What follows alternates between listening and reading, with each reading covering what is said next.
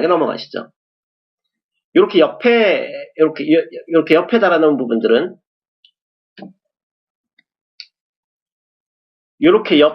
부분들은 뭔가 중요하고 여러분들 주의를 환기시켜주기 위해서 제가 추가적으로 어떤 해설해 놓은 그런 내용들이고요. 또는 이 본 내용이 훨씬 중요하지만 옆에 약간 헷갈리거나 좀 유사한 개념들, 그런 것들을 좀 참고 삼아서 정리해 놨습니다. 옆에도 반드시 읽어보시고요. 자, 다시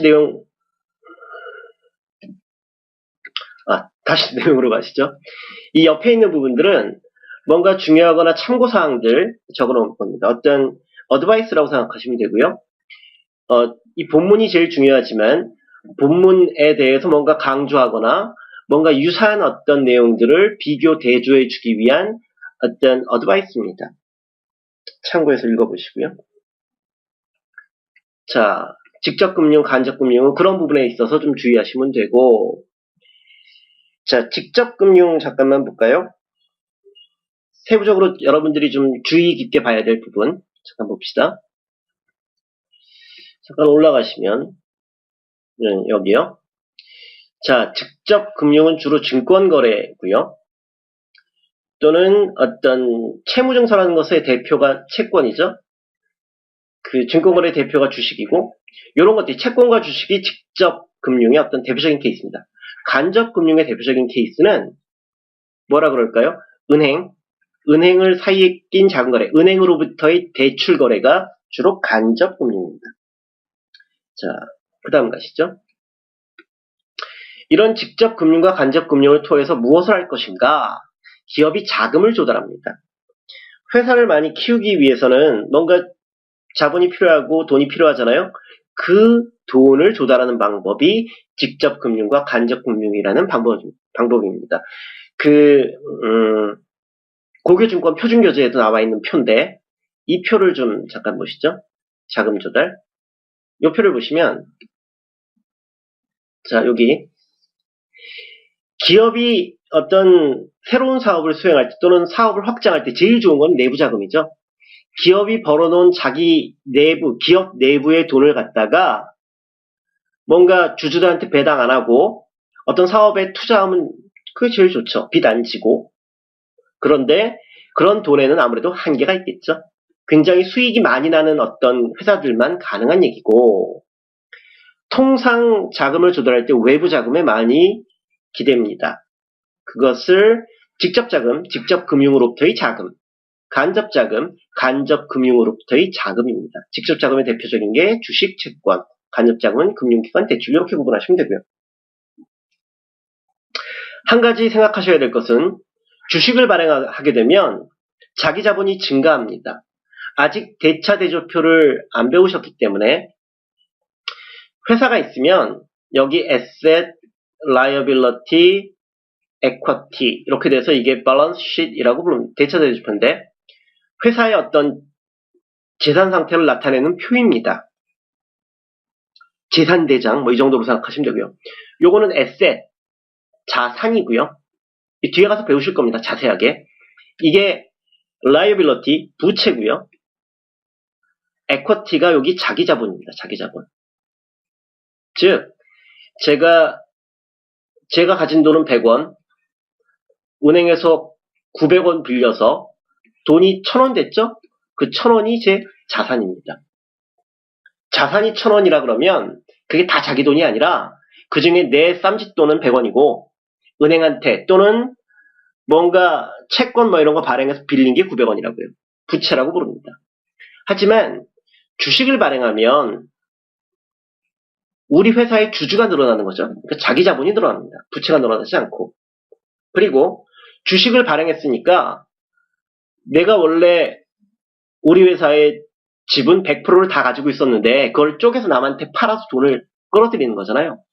그러니까 아무래도 소유가 분산되고 주식을 더 팔았으니까 당연히 배당 줘야 되고, 배당이라는 것은 디비던드라고 그래서 우리 회사가 주식회사가 이익을 내면 그 이익의 일부를 주식회사의 주인인 주주들한테 드리는 겁니다. 그 정도부터 생각하시면 되고, 채권이 전형적으로 빚지는 거죠. 그러니까 은행 가서 그냥 대출 받는 것하고는 조금 다르게 그 기업의 어떤 신용도를 가지고 채무 증서를 발행하는 겁니다. 이것도 이 채권 파트 가면 자세히 보실 텐데 일단 채권은 돈 빌리는 차용 증서인데 그게 뭔가 조금 표준화됐다고 생각하시면 됩니다.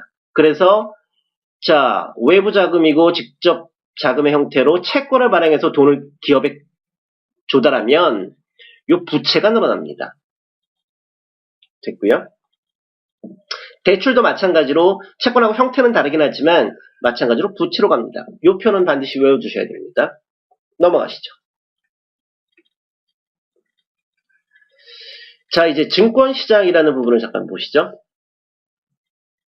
증권시장은 기본적으로 주식하고 채권이 증권의 대표적인 예들이죠.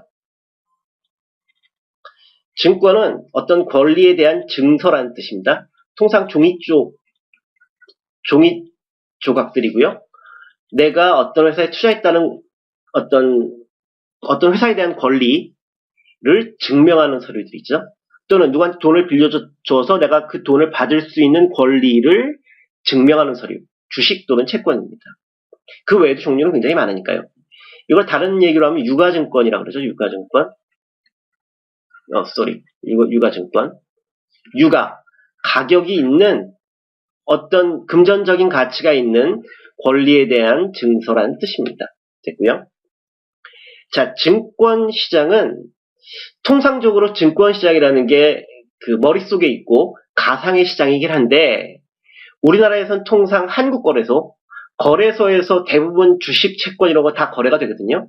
그래서 증권시장이라 그러면 그 여러분 코스피라 그러죠. 그 한국거래소, 거래소 시장이라고 생각하셔도 큰 차이는 없습니다. 자, 밑에 보시면 증권시장의 기능 뭐 이런 거 나와 있는데 이거는 단답형으로 그냥 간단하게 나오는 내용들이니까 한번 읽어만 봐주시면 됩니다. 자본 전환 기능, 예를 들어서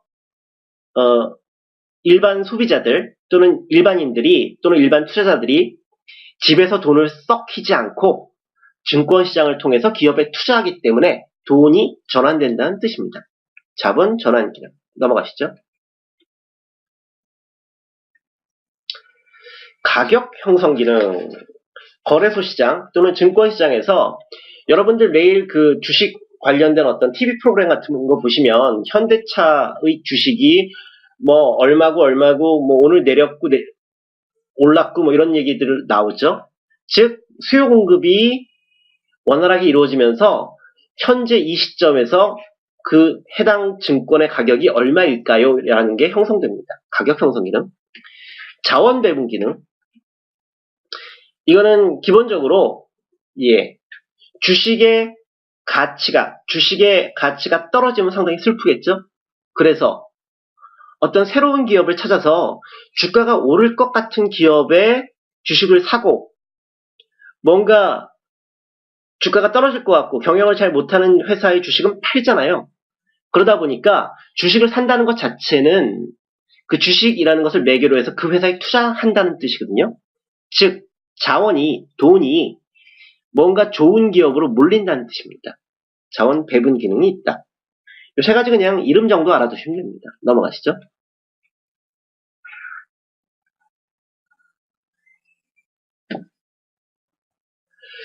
자, 증권시장에는 발행시장과 유통시장이라는 게 있는데 발행시장은 주로 이 IPO 하는 겁니다. Initial Public Offering 또는 기업 공개라고도 하는데 둘은 기업 공개와 Initial Public Offering은 조금 다릅니다. 개념이. 그런데 뒤에 가서 이 증권시장 제 5장 할 때 자세하게 보시면 되고 발행시장이라는 건 이런 겁니다. 제가 회사를 하나 차렸어요. 처음에 주식회사를 구성해서 뭔가 주주를 모아서 뭔가 차렸어요. 근데 대부분 주식회사라 하더라도 처음 시작할 때는 상당히 폐쇄적인 인원구조, 뭐 저랑 저희 일가 친척, 친구들 몇 명이 주주가 돼서 처음에 회사를 차립니다. 그런 다음에 회사가 이렇게 점점 커지고 자본이 많이 늘어나게 되면은 또는 어떤 새로운 큰 사업을 하기 위해서는 뭔가 외부에 있는 투자자들을 끌어들일 필요가 있거든요. 그래서 Initial Public Offering, 최초로 대중한테 뭔가 오프하는 거예요. 주식 좀 사주세요. 이게 주식을 발행하는 발행시장입니다. 주로 이 역할은 여러분들 증권회사라고 부르죠? 그 증권회사에서 합니다. 기업공개도 약간 비슷한 의미고요. 요게 처음에 어떤 회사의 주식이라는 것을 이제 발행하고 한국거래소에 상장하고 이름을 딱 올려야죠. 코드 받고 뭐 현대차 뭐 빵빵 713 코드 뭐 이렇게 나오고 회사 이름 정하고 이런 게 발행시장이고요. 유통시장은 여러분들이 뉴스에서 매일 보는 시장입니다. 코스피 또는 코스닥. 즉 이미 다 상장돼 있고 주식 발행 다 했고 다만 그 거래가 이루어지는 2차적인 시장입니다. 두 시장이 다 중요한데 제5장 가면 여기는 그냥 간단하게 설명해 드리는 거고 이 증권시장에 대해서 발행시장, 유통시장 구분해서 아주 자세한 절차들이 나오니까 거기 가서 보시죠. 증권시장은 발행시장과 유통시장으로 구분된다. 발행시장은 뭐하는 시장이다. 유통시장은 뭐하는 시장이다 정도만 일단 아시면 됩니다. 됐고요. 넘어가시면 여기는 좀 빨리 갑시다. 내용들이 쉽습니다. 자, 이렇게 가끔 이렇게 빈칸들을 남겨놓은 이유는 추가적인 내용들이 좀 예를 들어서 여러분들이 모의고사를 보거나 기출문제를 풀다가 추가적인 내용들이 있으면 여기다 좀 정리하시라고 좀 빈칸을 좀 넓게 마련했습니다. 다음 넘어가시죠. 올해 업데이트하면서 가장 신경 쓴 부분입니다. OX 체크. 아주 심혈을 기울여. OX 체크. 이건 뭐냐면 기출문제 3회, 3, 4, 5, 6, 7, 5년치 중에서 각각 이 금융시장, 증권시장 또는 이 뒤에 있는 뭐 사회적 기업, 기업의 사회적 책임 각 챕터별로 해당되는 내용을 왜 여러분들 문제 보시면 이렇게 나오잖아요. 다음 중 옳지 않은 것은 이렇게 나오고 1번, 2번, 3번, 4번, 5번 나오죠. 그래서 4번이 틀려서 얘가 답. 그렇다는 얘기는 1, 2, 3, 5번은 맞다는 얘기죠.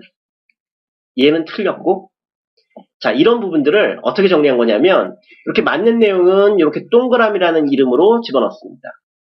이렇게 틀린 내용은 내려가시면 틀린 내용은 자, 이렇게 여기 나와 있는 모든 문장은 기출문제 내지는 증권투자 상담사, 일반인들이 보는 증권시험 거기서 좀 좋은 문장들을 특히 헷갈리기 쉬운 문장들을 이거 틀렸다는 얘기입니다. X입니다. 그래서 이 위에 있는 문장은 틀린 문장이고 실은 요게 정답이기 때문에 그래서 얘가 틀린다라고 여러분들 주의를 환기시키기 위한 그런 자료입니다.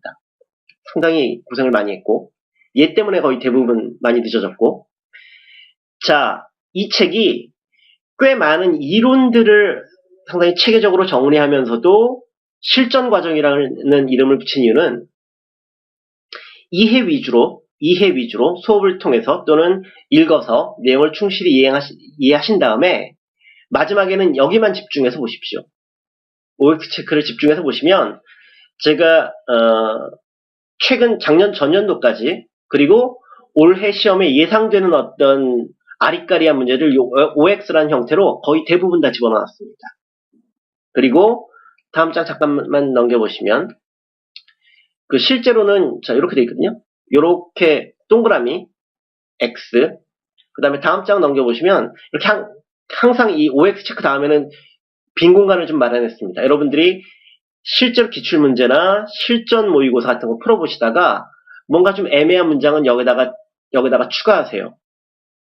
그래서 O는 어쩌고 X는 어쩌고 그래서 얘는 왜 틀렸나 실은 이거다 이런 식으로 그래서 시험 보기 직전 일주일 이 OX 체크 달달달 외고 가는 겁니다. 그러면 최소한 입상권은 안전하게 진입할 수 있습니다. 금운동상 받으려면 모의고사 좀 열심히 하셔야 되고 이 OX 체크만 집중해서 시험 직전에 보셔도 꽤 많은 함정들을 피해갈 수 있습니다. 같이 읽어보시죠.